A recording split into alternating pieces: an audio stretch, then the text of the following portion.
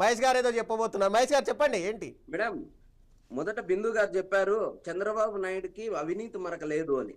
27 స్టేలు తెచ్చుకొని కోర్టుల్లో కేసులు ఎందుకు పెండింగ్ లో ఉన్నాయి? అవినీతి మరకలు లేకపోతే అంత అవినీతి చేయనోడైతే ఈ రోజు నిరూపించుకోవచ్చు కదా కోర్టుల్లో. మరి ఎందుకు స్టేలు తీసుకొని కోర్టులో స్టేలు ఎందుకు తీసుకుంటున్నారు? 2 ఎకరాలతో మొదలైన జీవితం, 2 ఎకరాలతో మొదలైన జీవితం హెరిటేజ్ రూపంలో అఫిషియల్ గా గవర్నమెంట్ లో స్కాములు చేసుకుంటూ ఈ రోజు ప్యాలెస్లు లేవంటున్నారే. హైదరాబాద్ లో ఉన్నది ప్యాలెస్ కాదా? ఆయన ఏమన్నా పూరిగడుసులో బతుకుతున్నాడా?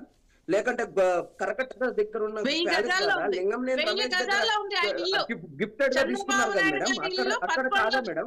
కుప్పంలో ప్యాలెస్ లేదా మేడం? కుప్పంలో మొన్ననే కట్టారు కదా, మొన్ననే గృహప్రవేశం చేసినారు కదా, అది ప్యాలెస్ కాదా మేడం?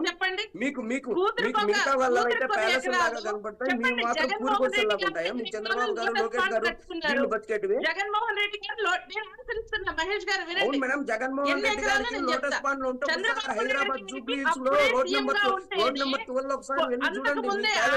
మీ నాయకుని యొక్క ప్యాలెస్ గొప్పగా కట్టారు మేడం. ఇంటర్నేషనల్ మెటీరియల్ తో గొప్పగా కట్టినారు ప్యాలెస్ లో. ఇంకొకటి బాబాయ్ అంటున్నారే, వివేకానంద రెడ్డి గారు చనిపోయింది ఎప్పుడు? 2018. ఆ రోజు అధికారంలో ఉన్నది ఎవరు? ఇదే టీడీపీ ప్రభుత్వం. ఆ రోజు ఏం చేస్తున్నారు మేడం మీరు? 2018లో టీడీపీ ప్రభుత్వం ఎందుకు నిరూపించలేకపోయింది జగన్మోహన్ రెడ్డి గారి హత్య చేసి ఉంటే? మీరేం చేస్తున్నారు? ఆ రోజు వదిలేసింది పోయి ఈ రోజు వైఎస్ సునీత గారిని మీ పార్టీ ఆమెని డైవర్ట్ చేసి కేవలం జగన్మోహన్ రెడ్డి గారి మీద బురద చల్లడానికి మీరు చేస్తున్నటువంటి ఒక నీచమైన రాజకీయం అది. వైఎస్ వివేకానంద రెడ్డి మర్డర్ అనేది ఒక నీచమైన రాజకీయంగా, ఒక రాజకీయానికే మీరు అనవసరంగా వాడుకుంటున్నారంతే. మీరు గొడ్డల పార్టీ వెన్నుపోటు మోహన్ రంగా గారు ఎవరు హయాంలో హత్య చేయబడ్డారు? మొంగవీటి మోహన్ రంగా గారు ఎవరు హయాంలో హత్య చేయబడ్డారు?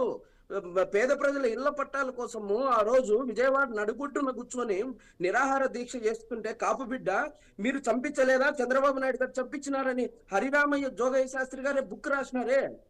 సాక్షాత్తు మీ పురంధేశ్వరి గారి హస్బెండ్ దగ్గుబాటి వెంకటేశ్వర రెడ్డి ప్రచురించినారే. మీరు క్వశ్చన్ ఎలా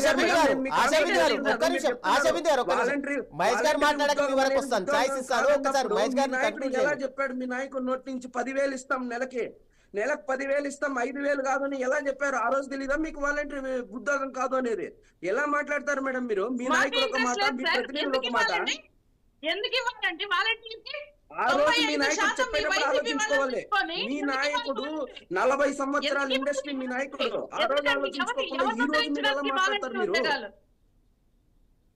ఎందుకు ఇవ్వాలి వాలంటరీ ఉద్యోగాలు? అదొక్కటే కాదు కదా, సంతకాలు పెట్టి వాళ్ళు రిజైన్ చేసి వెళ్ళిపోయారు. 3,08,000 మంది వాలంటీర్లు ఎవరైనా ఉన్నారో వాళ్ళందరూ సిగ్గుతో తలదించుకుంటారు. మీరు చెప్పే సమాధానం అది ఒక ఉద్యోగమా అని మీరంటున్నారు.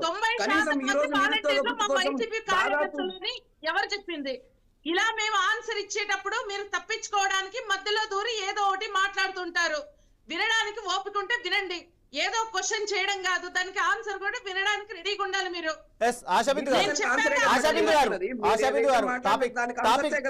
టాపిక్ ఎక్కడికి వెళ్తుంది మహేష్ గారు? టాపిక్ ఎక్కడికి వెళ్తుంది?